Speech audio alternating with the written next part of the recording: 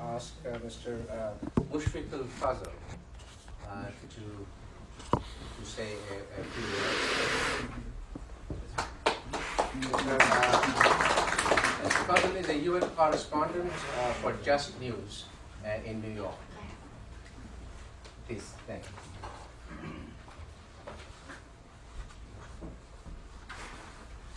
Thank you very much. Oh, you are going to do a presentation. All right.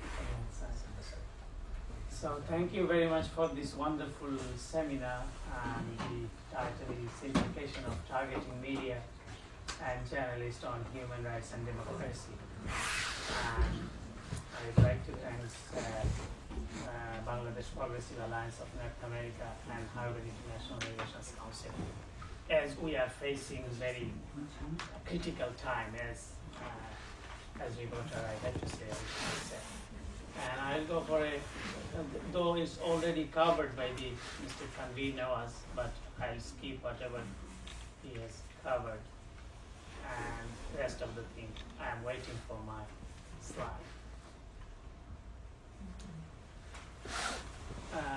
My name is Mushfiqul Fazal. I'm waiting for this, and I'm taking this time, and I'm working as United Nations correspondent and partly White House correspondent for Just News BD. And I also face critical time from my ruling authority. I'll go into in Bangladesh, especially the very recent act which is passed by the ruling government to control the media in Bangladesh. As I am from Bangladesh, and I will focus on that. And as mentioned, this is a very horrific incident we have seen about Mr. Khashoggi.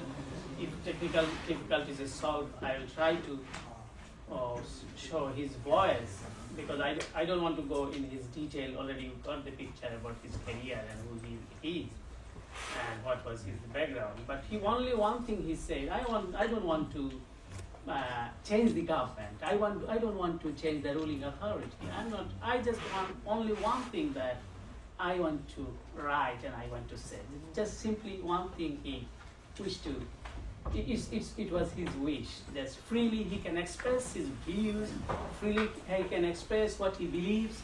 That is his only fault, and he got he is targeted by the way, this incident. I did not find any example from the history. This is a safe entity, we know, the sovereign entity, even country within the country, we can say, in the consulate, and the way he disappeared and they killed by the ruling authority. I cannot describe in words what horrific it is. And already he mentioned the book. Can I get my slide? Okay. Yeah, okay, go ahead, and I'm trying to continue. And as mentioned that the two fellow journalists from the Reuters, those who are working in Myanmar, and they are doing their job, investigating, reporting. Nothing is hidden. Everything is visible. This is a global village. If I want to hide something, it cannot be. It will be discovered one day. But just they report, and they try to, especially their investigating reporting was the 10, the Rakhine people that died. They killed by the law enforcement agency, and they try to discover what happened and the Rakhine state, and that's why the police invited them in a lunch, and then after this lunch they finished, they are going out, and the law enforcement agency picked up, and they got the 14 years punishment from the ruling authority. At least they disclose. I'm happy that still they are not disappeared or they are not killed. At least they are alive. So even then, where we are talking right now in the United States of America, I got that opportunity to cover the president, even the outside, the Berlin and the London. In London, when I went to the White House press corps to cover him, and because I had to focus on what's going on and how they received a president like United States of America. And you know, the balloon and all these things, what happened. And I reported accordingly, beside the president's schedule, I report, you know, obviously things is happening. And I should say, even that all these circumstances is happening, all these incidents is happening, and as I can mention about the Jim Acosta, one of our fellow colleagues, how he treated in the recently in the president's press conference, you know, and this is not the this is very uncomfortable, not for the American journalists, but the world as well, because as we know, America is a patron of the freedom of press, rule of law, and the freedom of expression and the human rights.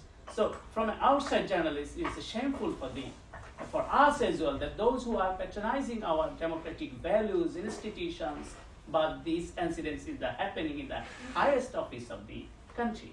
So this thing is happening, but I want to try to relate that from my personal experience, I report accordingly what happened in London.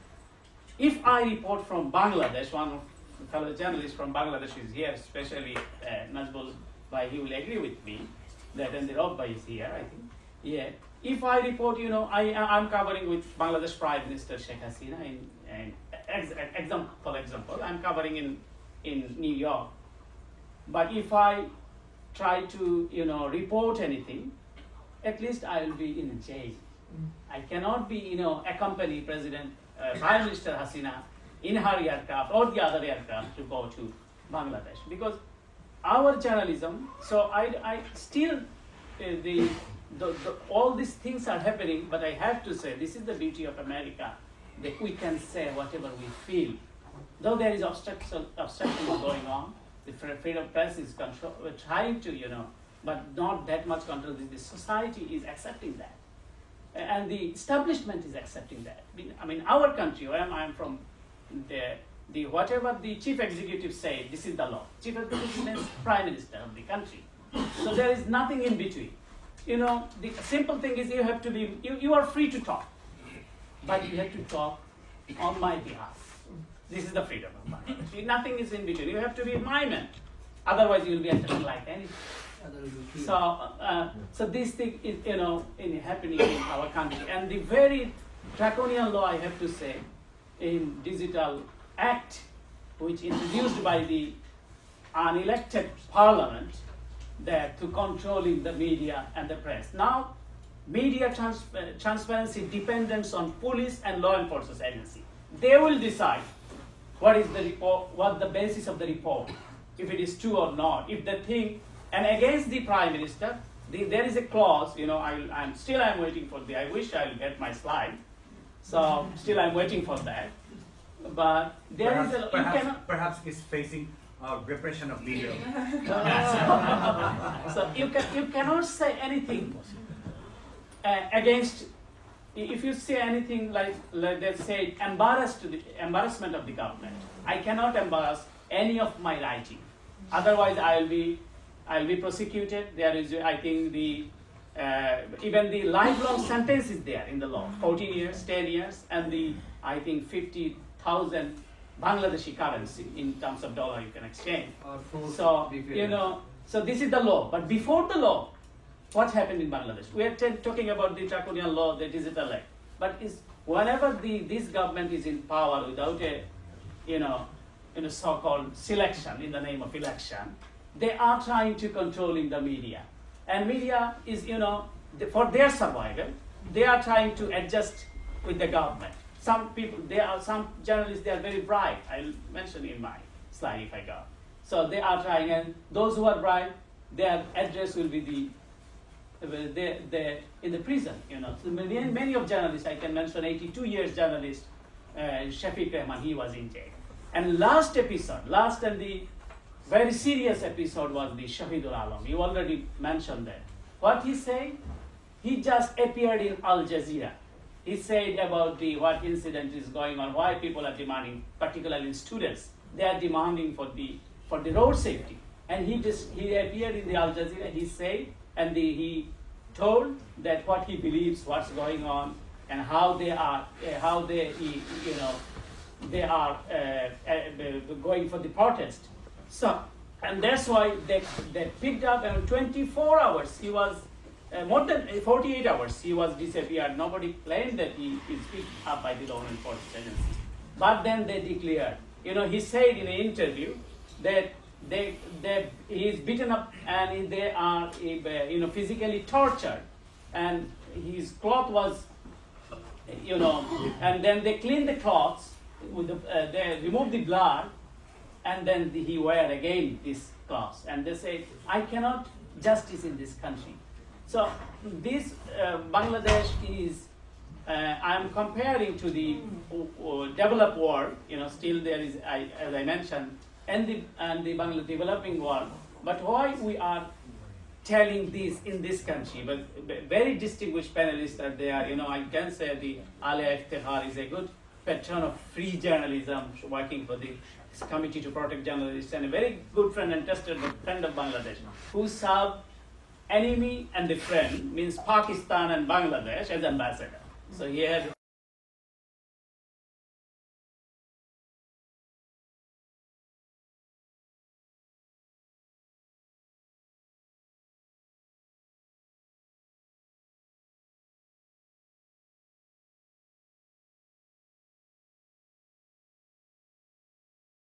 sorry?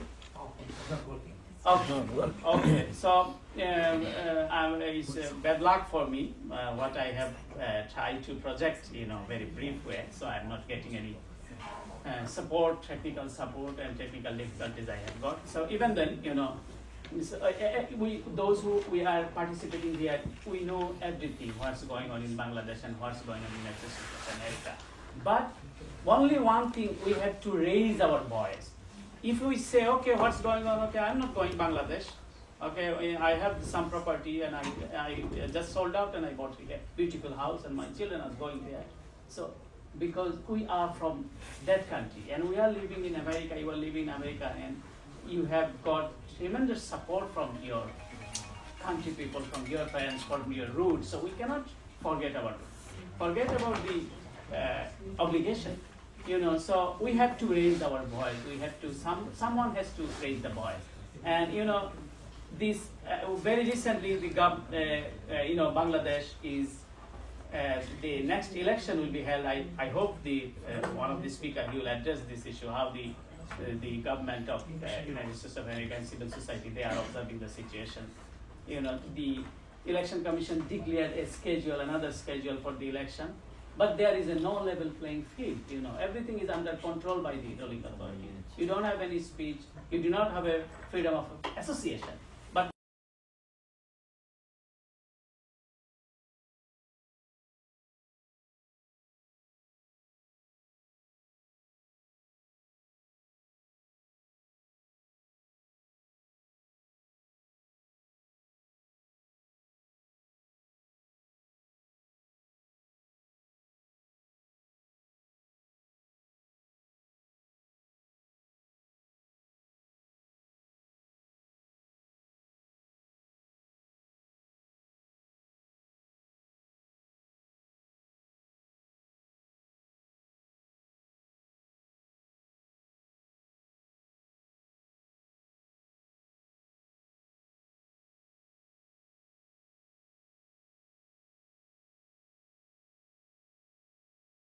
we are seeing so much disassociation or disbelief from the general public, why we tend to get sort of pressed into thinking that there is fake news, and what is a plethora of sources of information that we have especially in the digital media, who to believe or not. So there are a lot of very interesting